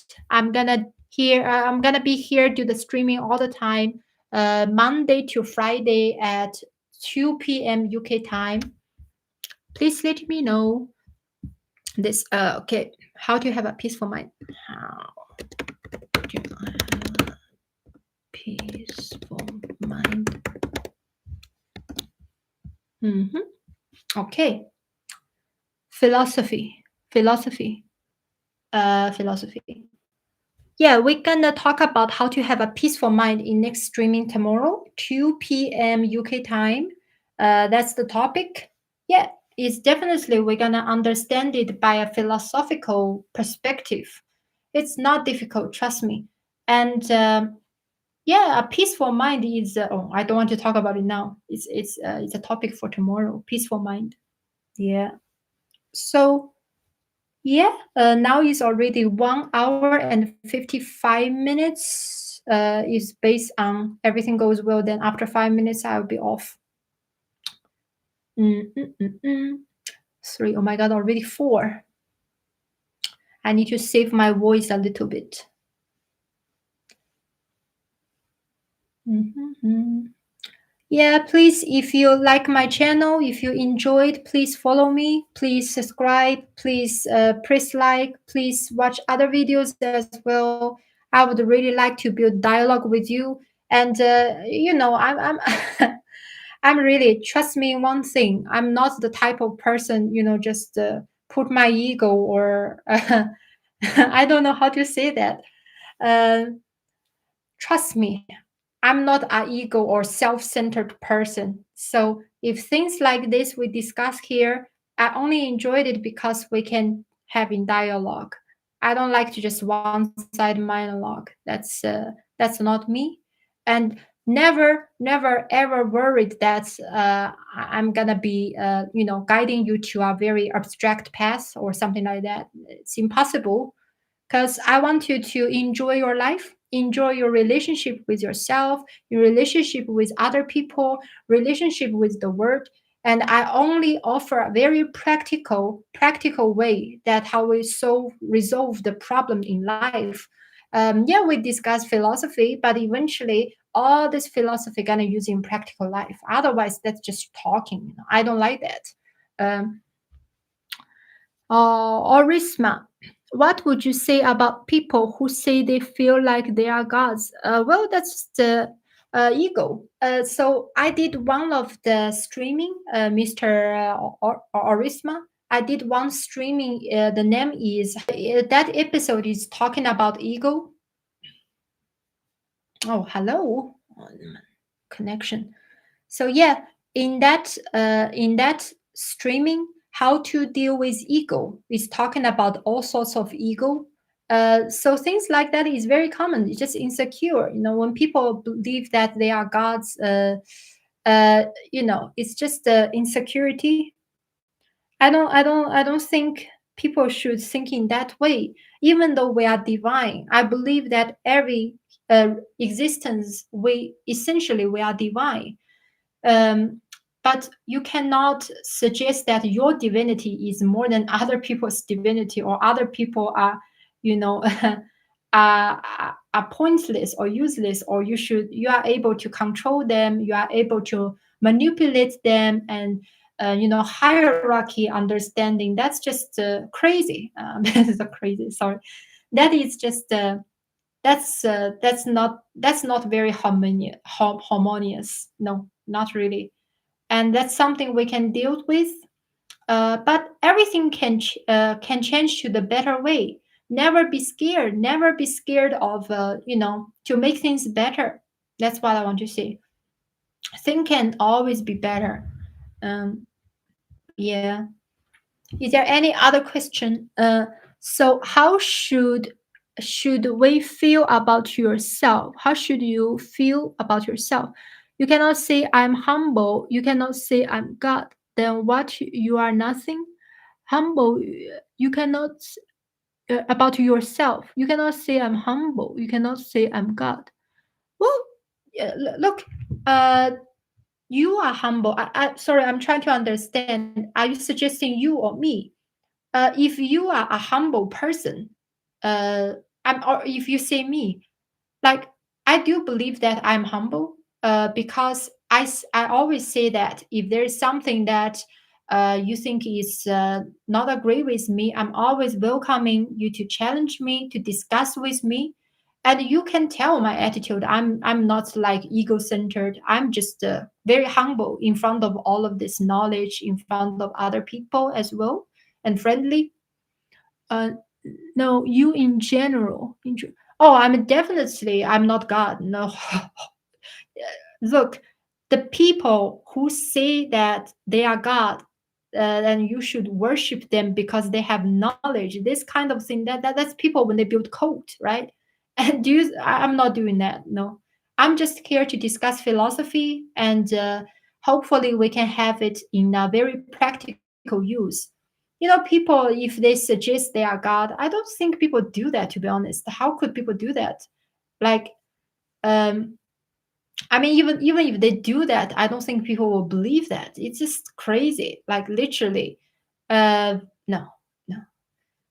I think people should just be humble and accept knowledge and try to figure out things in their own way, but also be humble to inherit some of the knowledge, but not all. But because you have to have your own discernment, you cannot just accept everything, whatever they say, right? Just like Krishnamurti said. So yeah, have your own judgment and based on your grounded goodness to try to try to figure out the way. Not they are God in the sense of worship, but they say they feel like they are everything. Oh, yeah, I know what you mean. Um, the thing is, in oneness, like when you love and you feel like you love this person, but this love is everywhere, is universal. And when you see the beauty in the nature, you suddenly found out, wow, the nature, this kind of beauty actually is everywhere. I mean, things like this is a very beautiful feeling of the resonance, right? This resonance, there is nothing wrong about it because this is the oneness. Oneness feeling is always like this. You feel such a harmonious way, like you don't really feel like that different to other things. But at the same time, you have your diversity, you have your personality, you are different to other people.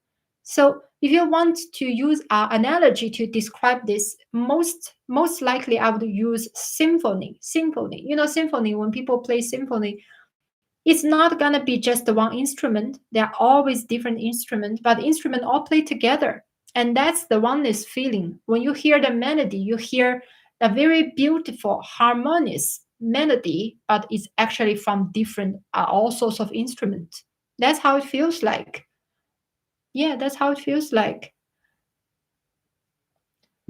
I don't really like to use the word God, to be honest. I would like to use the word of divinity because God is always, we know that is a being that most likely in most of the culture is a deity which is dominant, and they are able to command you, give you orders, and forbidding you to do this or do that, and that is the concept.